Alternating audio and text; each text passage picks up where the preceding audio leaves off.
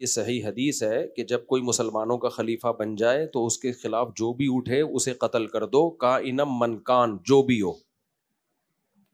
اس پہ لوگوں نے میرے خلاف ایک منفی پروپیگنڈا سوشل میڈیا پہ چلایا ہے کہ اس طرح تو حضرت حسین رضی اللہ تعالیٰ عنہ یزید کے خلاف کھڑے ہوئے تھے، تو اس سے تو لگتا ہے معاذ اللہ مفتی صاحب یزید کو فیور کر رہے ہیں اور سیدنا حسین کو، یہ تو بہت خطرناک بات جا رہی ہے نا ان کے خلاف، سیدنا حسین کے خلاف۔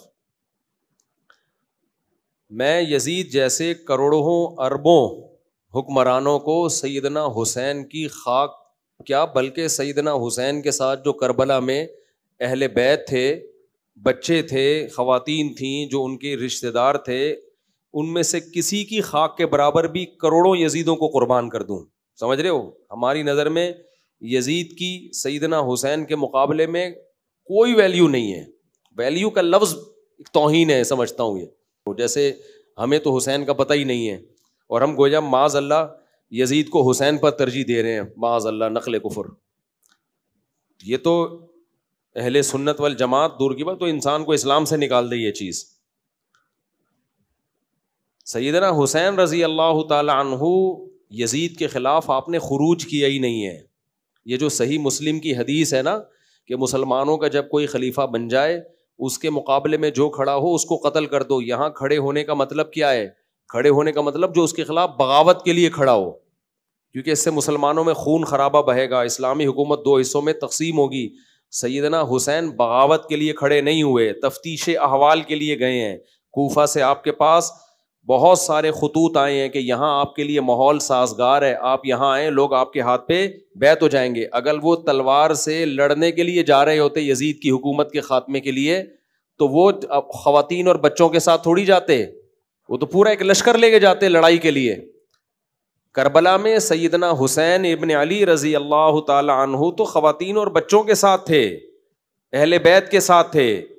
اگر یہ جنگ کے لیے جا رہے ہوتے، بغاوت کے لیے جا رہے ہوتے تو فوج لے کر جاتے۔ وہ دنیا میں کبھی آپ نے دیکھا کوئی بغاوت کے لیے حکومت کے خلاف مسلح بغاوت کے لیے جا رہا ہو اور اپنے گھر کی خواتین کو بھی لے کے جا رہا ہو؟ یہ خواتین کے لیے کو لے کے جانا اس کی واضح دلیل ہے کہ آپ کا بغاوت کا ارادہ نہیں تھا۔ تو اس لیے میری وہ جو میں نے حدیث بیان کی ہے، جو میں نے خود نہیں، پیغمبر کی، آپ گوگل پہ سرچ کر لو یہ حدیث، کائنم من کان کے الفاظ لکھ لو عربی میں، یہ حدیث آ جائے گی آپ کے سامنے کہ مسلمانوں کا جب کوئی خلیفہ بن جائے تو اس کے مقابلے میں جو بھی کھڑا ہوگا اس کو قتل کر دیا جائے گا۔ تو کھڑے ہونے کا مطلب کیا ہے؟ اس طرح نہیں جیسے سیدنا حسین کھڑے ہوئے، باقاعدہ تلوار لے کے بادشاہ کو قتل کرنے کے لیے جائے تاکہ اس کی حکومت کو گرا کے ہم دوسری حکومت قائم کریں۔ یہ بغاوت ہے جس کو مسلح بغاوت کہتے ہیں، جس کو خروج کہتے ہیں۔ یہ جائز نہیں ہے اور حضرت حسین نے یہ کام کیا نہیں ہے۔ اس کی سب سے بڑی دلیل، یہ کرنے گئے ہوتے تو خواتین اور بچوں کے ساتھ مت جاتے۔ وہ سمجھتے ہو کہ نہیں سمجھتے؟ وہ تو تفتیش احوال کے لیے گئے تھے۔ تبھی تو ہم کہتے ہیں سیدنا حسین کا قتل انتہائی مظلومانہ ہے، کیونکہ آپ بغاوت کے لیے نہیں آئے، پھر بھی آپ کے ساتھ سلوک وہ کیا گیا جو باغیوں کے ساتھ کیا جاتا ہے۔ اس سے تو حضرت حسین کو ہم فیور دے رہے ہیں۔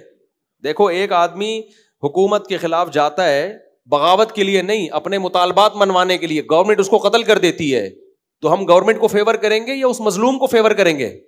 مظلوم کو فیور کریں گے۔ بھائی ایک شخص آپ کی مطالبہ کرنے کا تو حق ہے نا، کلمۃ حق عند السلطان الجائر، حدیث میں آتا ہے سب سے افضل جہاد یہ ہے ظالم بادشاہ کے سامنے حق بات کہنا۔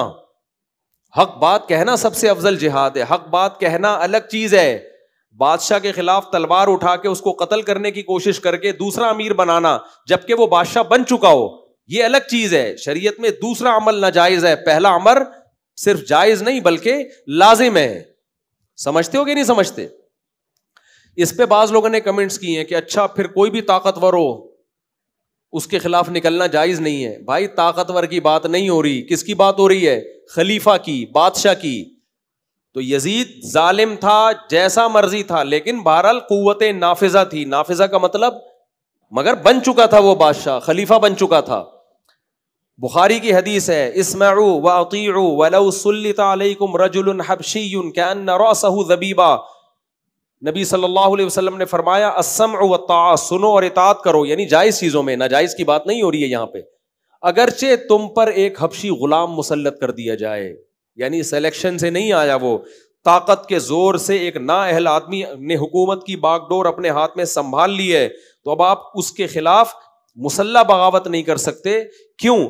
سوال پیدا ہوتا ہے کیا اللہ تعالیٰ ظالم کو ایسے ہی چھوڑ رہے ہیں, ظالم بادشاہ کو؟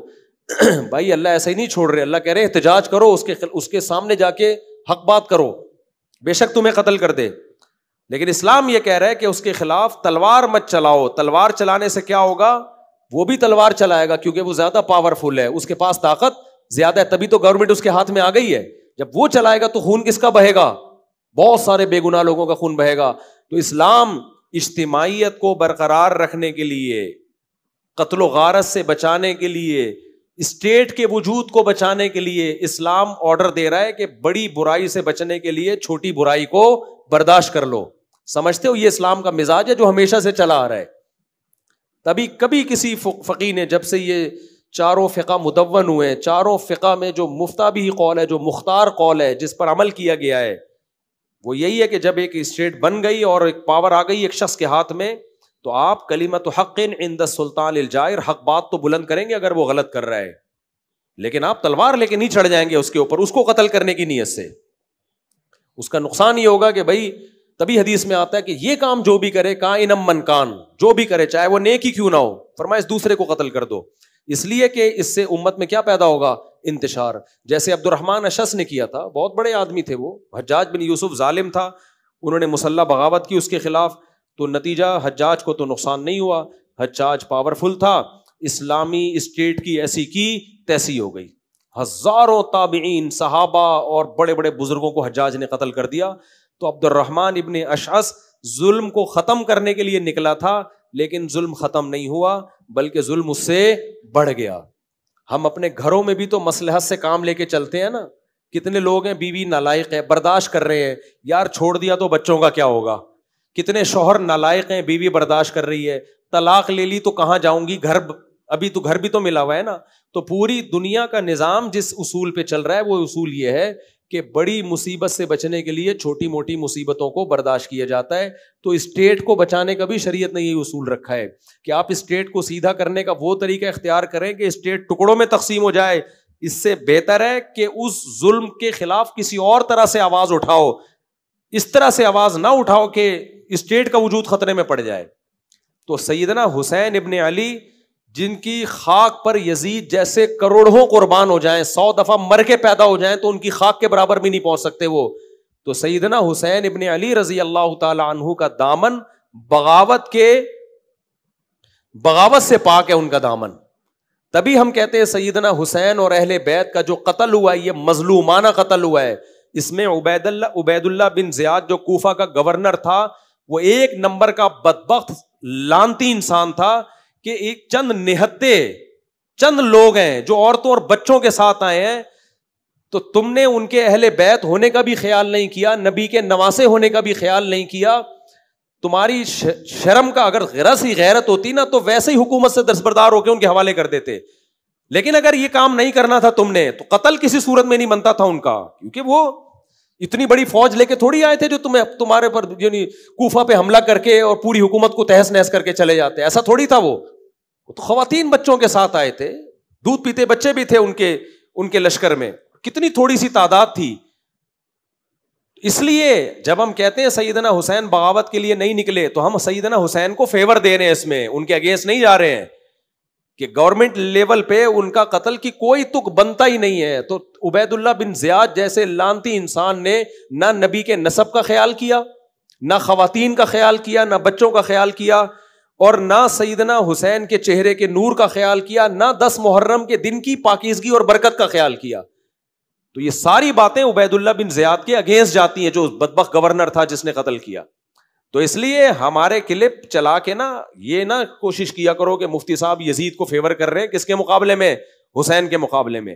تو ہم یزید جیسے عرب حسین کی خاک پہ قربان کرنے کے لیے تیار ہے, اور ہمارے دل میں اہل بیت کا احترام. ہم دعوے نہیں کرتے کہ بہت ہم پہنچے ہوئے ہیں, لیکن جو آپ ہم کو سمجھتے ہو نا ایسا نہیں ہے جو آپ ہمارے اوپر الزامات لگا رہے ہو. اور آج کل باتیں بہت ہیں, باتیں کرنے والے مارکیٹ میں, دعوے کرنے والے بہت ہیں, قربانیاں دینے والے کم ہیں. تو یہ تو وقت بتاتا ہے کہ کون حسینی ہے اور کون یزیدی ہے, یہ تو ٹائم بتاتا ہے. تو باتیں کرنے پہ تقریریں آپ کروا لو, بہت کچھ مارکیٹ میں تقریریں چل رہی ہیں. تو پہلی بات تو یہ کلیریفیکیشن کرنی ہے میں نے کہ میرا کلپ چلا چلا کے لوگ کہہ رہے ہیں مفتی صاحب یزید کو فیور کر رہے ہیں. سیدنا حسین کا جب مقابلہ آئے گا تو ہم یزید کو ہم نے قبر میں جانا ہے, اللہ کو منہ دکھانا ہے, ہم پاگل تھوڑی ہیں یزید کو یا اس بدبخت کو فیور کریں گے عبید اللہ بن زیاد کو.